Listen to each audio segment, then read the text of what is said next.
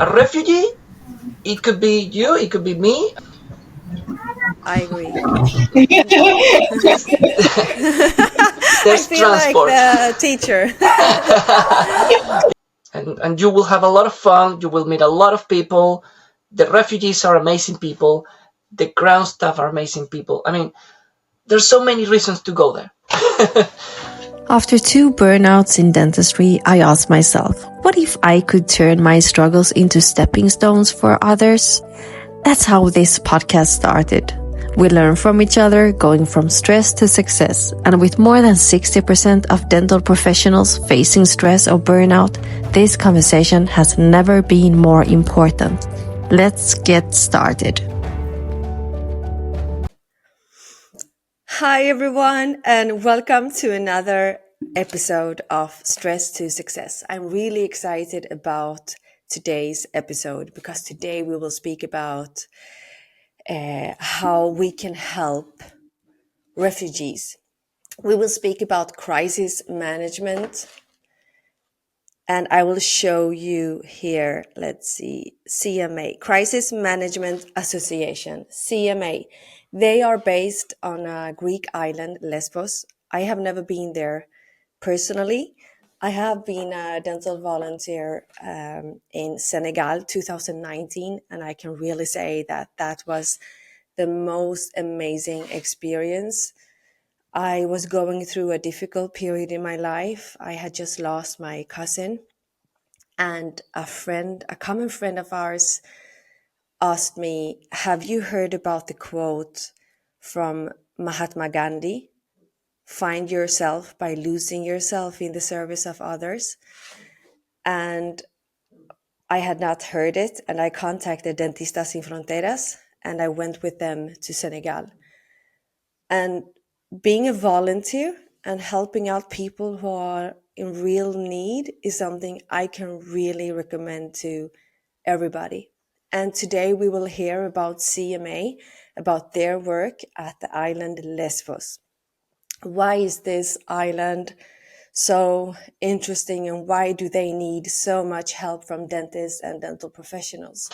It's because they are based in a place where a lot of refugees arrive. So yeah, I was just speaking to myself here, doing an introduction. Welcome, Antonio. Welcome, Teresa and Marijke. Do you hear me well? Yeah, I hear you well. Hi. Hello. Hello. Hey. How are you? I'm so happy to meet you. I'm fine, thank you. And you? Good. Nice to meet you. Nice to have you here. Nice to meet you. And I'm so happy to be able to share about your work and share about CMA and Lesbos, because I don't know if people and dentists and dental professionals out there are aware of what's happening there on that island and why you need so much help. And today I want you really to be open and share if it's something that I have learned in life, and I have always been it has always been difficult for me to ask for help, but I have also learned that it's good to be open and say what all the help you need, because you never know who will listen to this, and you never know what help you can receive. So just let it all out today. Thank you. Tell me about yourselves. You can choose. Let's start with Antonio was like, will I start? Okay, your face says it all. You start, Antonio. Who are you? And tell us who you are. Hello, everyone. Thank you so much for the invitation, Christina. It's a pleasure to meet you, in person. And thank you to Teresa and the rest of the team for also thinking about me. All right. So, my name is Antonio. Yes, I am a Venezuelan qualified dentist. I am currently working in the United Kingdom, and it's always been my hobby somehow, my passion to do some sort of volunteering work. And I've been in several countries, in Venezuela, Dominican Republic, Greece and Bangladesh. So this is very good. So CMA gave me the opportunity to visit them once, and it's wonderful. And I like to speak about their clinic and how well organized they are. And I would just like to encourage more people to visit them. Yes. So when were you there? So I was in 2022, I believe it was, right? We were invited because I am with another foundation called Refugee Crisis Foundation, and they wanted to establish a link with CMA. So they invited us, like, oh, you guys are dentists, you should come to the clinic. So we spent a week there. The CEO of Refugee Crisis Foundation, Khalida Sahir, and myself, and we were seeing patients, we were doing treatments, we were doing extractions, doing a lot of stuff, and then at the same time, the CEO was doing the diplomatic part, making more links, the politics behind the wonderful stuff, and at the same time, we were making friends, and I had the chance to meet a lot of amazing people. I like to name a few, because if they ever get to see your podcast, they need to be mentioned. They need to be credited, because the ground people, the ground staff, the ground team, they are amazing, and they are doing a great job. They make sure everything is working properly, and that's amazing. Yes. Wow. So why do you like to go to these volunteer projects? Well, that I knew you were going to ask that. It's the main question, right? And so personally, I find joy doing this, because it brought your profession. It helps the dentist, who is always between four walls, to go somewhere else and be able to help someone, to give something to people. And when you give something to people, treatments, help, or even a smile, just the chance to talk, you're giving them joy, and that also gives you joy as well. So I think this is important, not to help the people that needs the help, but also for your own growth. And I think this is one of the message I like to pass on. I can tell you later on about a personal experience. For example, last year I was feeling very rubbish, very bad, and then it's been a while since I got invited to Bangladesh. And I think doing some volunteering work brought me back to normal, So I think all dentists will always get to this point where, I don't know if it's the routine or the burnout or something, but you get to a point where you're just dry out, right? And doing these kind of things helps you to make people. It helps to re-energize yourself. I don't know. It's an amazing experience. It's the best excuse to travel. It's the best way to meet new people. The best way to meet cultures, to eat new food, to see new stuff, to learn about experiences. You can meet amazing people. So I think the best way to travel is doing this. So I hope to see you soon in Greece, Christina. Yeah, we have to arrange something. We should arrange something indeed. We are waiting. So let's give the voice to Theresa and Marijke a little bit, and please share who you are and about and then we come back to you, Antonio. We will jump a little bit between us all. Yes. Hi, Teresa and Marijke. Tell me about who you are and about your work. So, hello everyone. My name is Teresa. I'm the current program manager at CMA. So basically, I'm based in Lesvos as well, and I'm overseeing all the programs of the operation. And thank you so much for the opportunity for this podcast. It's very important actually because Yes. We are really trying to get more and more volunteer dentists to join our dental operation because our project in dentistry is based on volunteers. So we believe that it's very important actually to invest in our volunteers and bring more and more dentistry community together, especially to Lesvos because it's a location that nowadays people actually don't know very well what is happening here, but we are operating in a refugee camp that actually still needs a lot of help in this camp.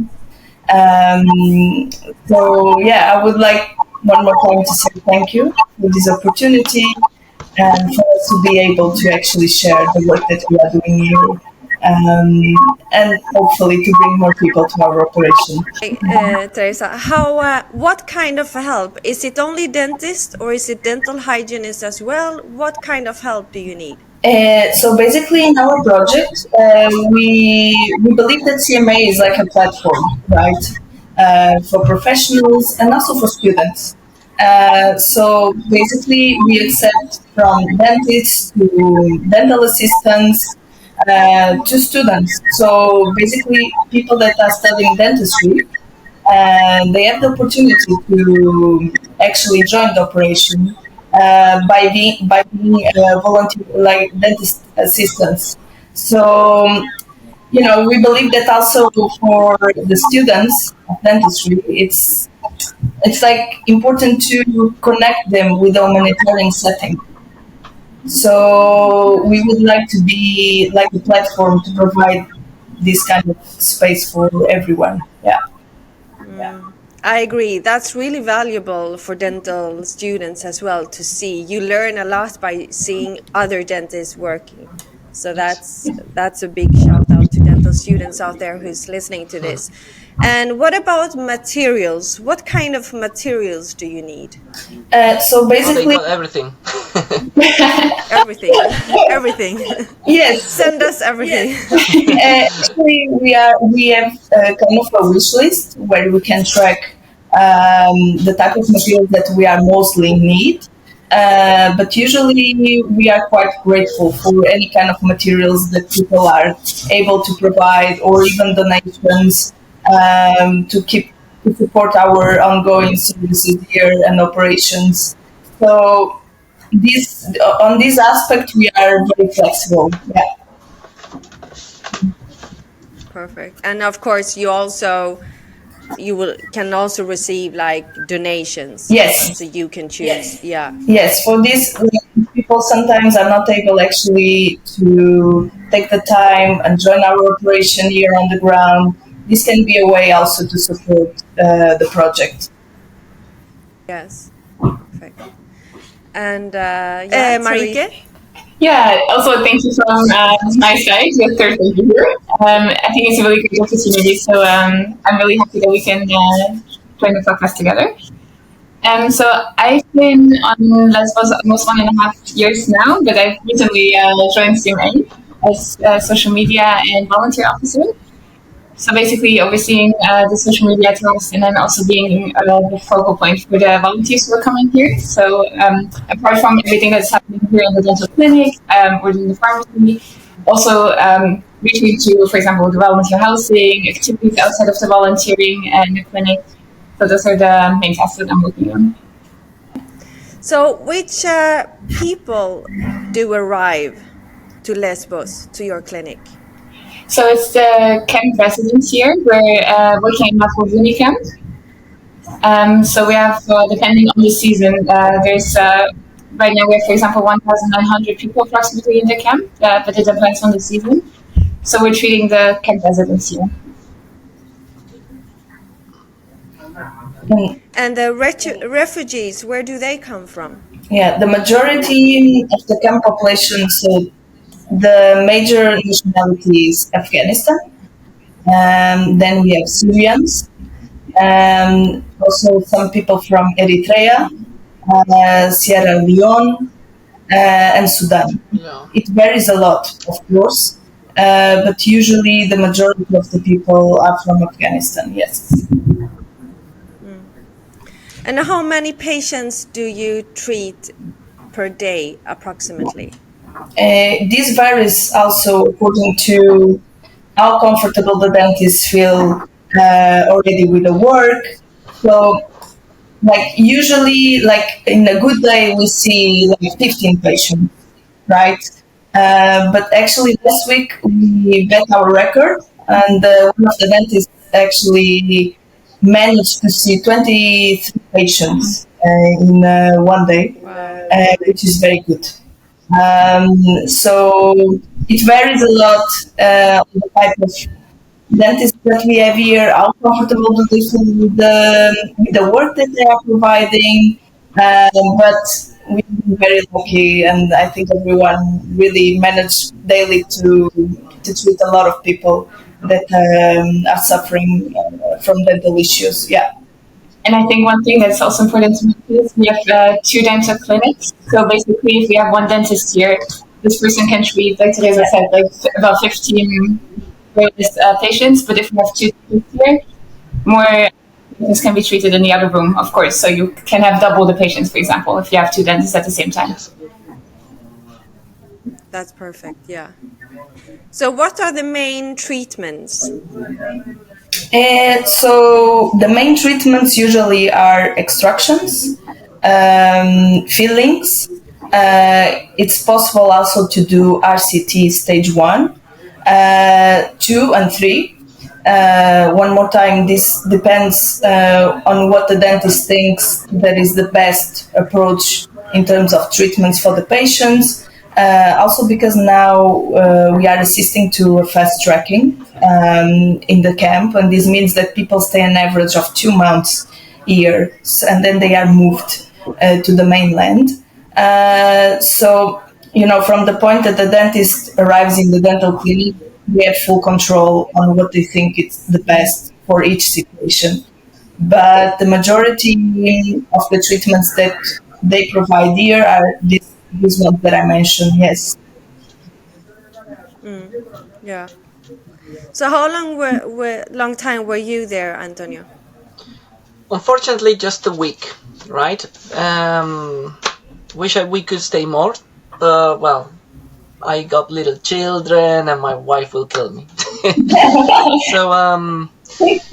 so but in a week time, following the question you did to Teresa, Marijke, you could get a lot of things done, right? And it'll depend on your work pace.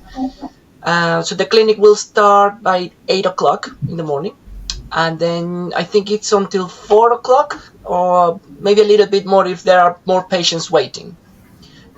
Because that will be the only thing, right? So this is how it works. You got the medical department on one side, and then you got the dental department. So the ground staff will find dental patients or patients with any need from the dental point of view, and they will line them up for you. So when you arrive to the clinic, you already have a set of patients there. More people might turn up. And well, as I said, depending on your own pace, you might be able to get them all done, or if you have two dentists, you can get the double of the job. They have 2 units. In terms of the materials, when I was there, I was very surprised. So, because some of the questions people will tend to ask me is the work quality, right? Because when you say volunteering, people will think, oh, you're working in a jungle with just gauze. And it's not the case in CMA. They actually got a very well-developed clinic. They got a lot of materials for whatever treatment you want to do. So when I was there, I'm specialized in oral surgery, right? I was able to do whatever surgery I wanted, and I had the material. You got high-speed drill, you got a micromotor, you got a apex locator. So if you are if you're a dentist specialized in endodontics, you could do a root canal treatment in one day. Because if you're specialized, you got your apex locator, you got the material to do the root canal filling, and then you got the possibility to reconstruct with either composite, GIC, so ionomeric, now I forgot the ionomer cement, sorry. That's the GIC. And then you got also the option to do emergency treatments. For example, you can do a pulpectomy, clean it up, and then pop some temporal material. So most dentists will be concerned about the quality of the treatment they can provide. And I can assure you they got the good stuff to give the best treatment you can do, right? So the only thing they don't have, the last time I checked, was Xray. I'm not sure if you guys managed to get something done with it, Teresa. This changed now. Xray. It's sorted now. It's sorted now. So you have Xray now? Yes. Wow. There you go. So now that was the only limit when I was there, and they already managed to sort it out. So you can get a very well treatment done there, and high quality, the same quality you will provide in mainland, right? That's with the materials. Now treatments, again, if you're happy to do the extraction of a third molar, be my guest. You just need the experience, and you need to be confident that you need to do it. That will also be related to your diagnostic capacity, right? Because you might be very good at teeth extraction or root canals, but if you're going to spend 3 hours or 4 hours with the same patient, I don't know if it's that good, especially if you got a huge line of patient waiting, right? So that's when your own capacity to manage the time will be important, right? Most people will need extractions, okay? But most people don't want extraction. And that was something that's something very good, very interesting, because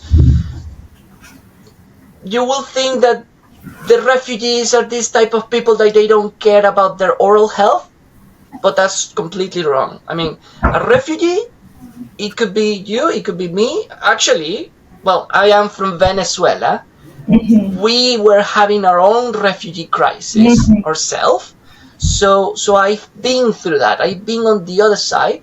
I've been lucky enough to sort it out in a more manageable way. So I've never been into a refugee camp, but I know a lot of Venezuelan that's been there, right?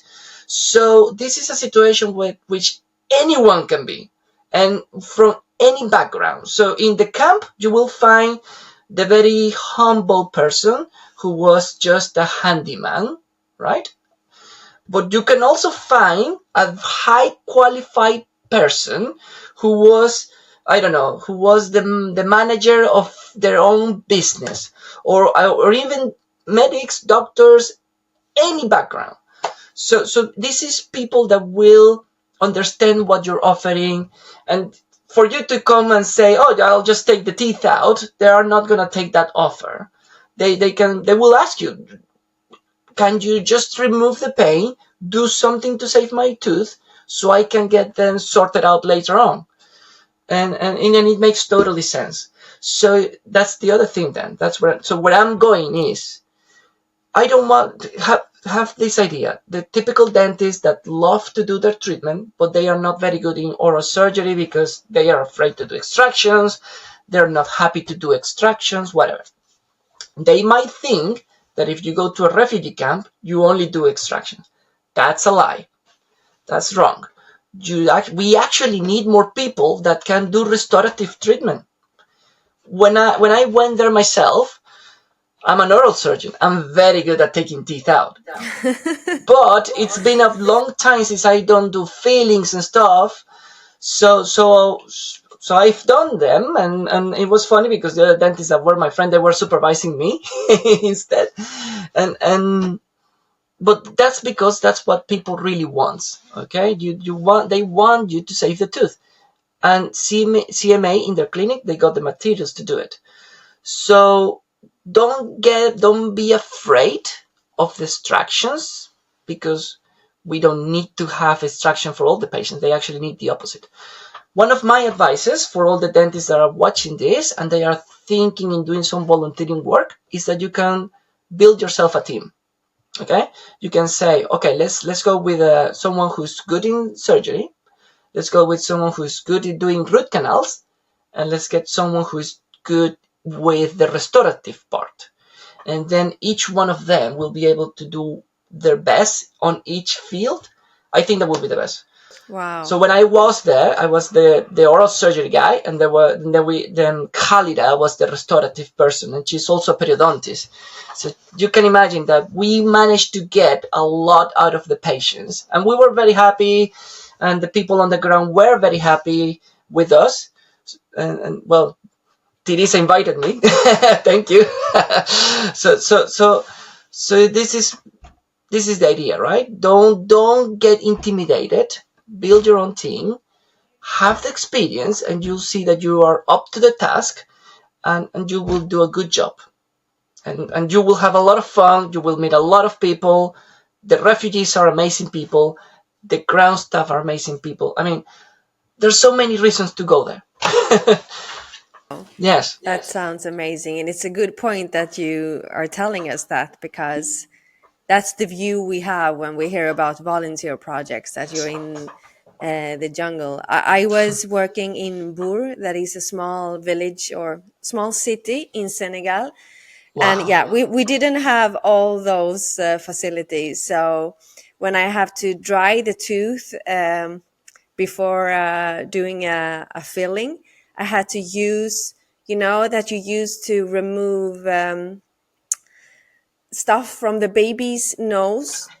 Okay, use yes. that to blow air. So it was really thinking outside the box. And I was like, how did you think of that? Because if you push it, it will come out air. So yeah, it was not as easy. So it's really, really nice to hear that you have all these things. So you have all the composites to do the fillings and the restorative. Yes. Yeah, amazing.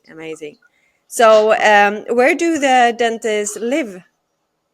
Right. The CMA will have the chance to give you a place to sleep, like a residence. And we actually stayed in that area. It's a small house, and it's very, very comfortable. You got your own room with a toilet. You can share, but it's always clean. There are other people working for the CMA in different bits, because they are very, I don't know how big they are, but they are well organized, and they are like doing several projects at the same time. And so they are very busy.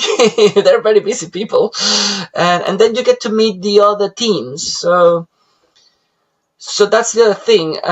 You might have... Do you have doctors as well? You have like other specialties as well there? So I met some medics, right? So basically, now the project changed a bit the setting. So now we have our emergency dental clinic and our central pharmacy. That is the only central point of free medication upon valid medical prescription. So this is also the thing that is important to emphasize, right? Imagine that you as a dentist need to prescribe any kind of medication. We have our prescriptions, and of course we always guide the patient to our central pharmacy to take the medication that they need. And currently, as Antonio said, yes, we have a house for our volunteers that can be shared, of course. But it is very nice, in my opinion, because we have the opportunity also to bond with other volunteers that might be in our operation. So yes. I agree. There's I feel transport. like the teacher. Yeah, I just don't want to interrupt. There's also the transportation. CMA will also give you the transportation, by the way. So because the house is in Mytilene, and the camp is in the outskirts of Mytilene.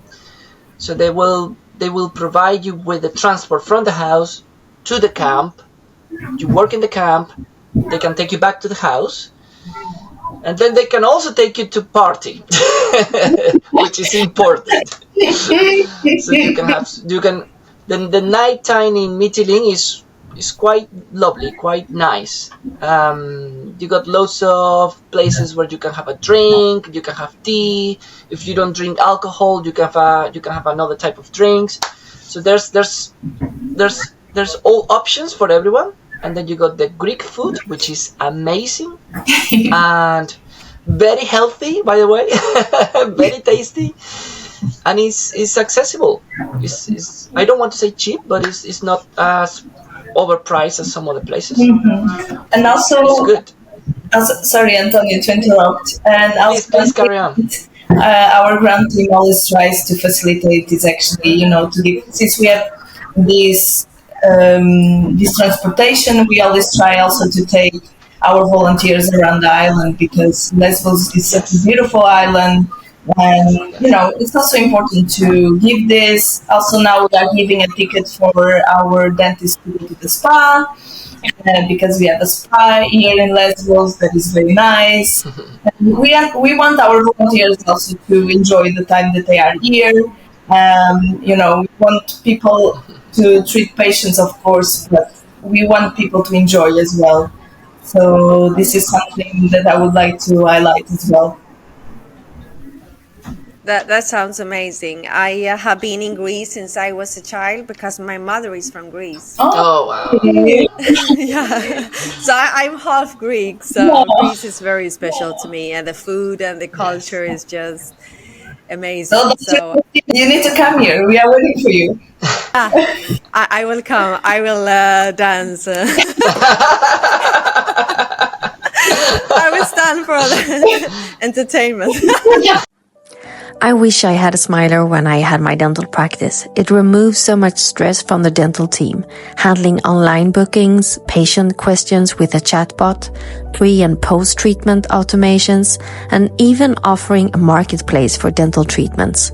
Smiler isn't just a sponsor, it's a solution. That's why I love working with them, because they take dental teams from stress to success. If this episode helped you, don't keep it to yourself. Like, comment, and subscribe. Not for the algorithm, but to help more dental professionals go from stress to success. Your support means the world. See you next time.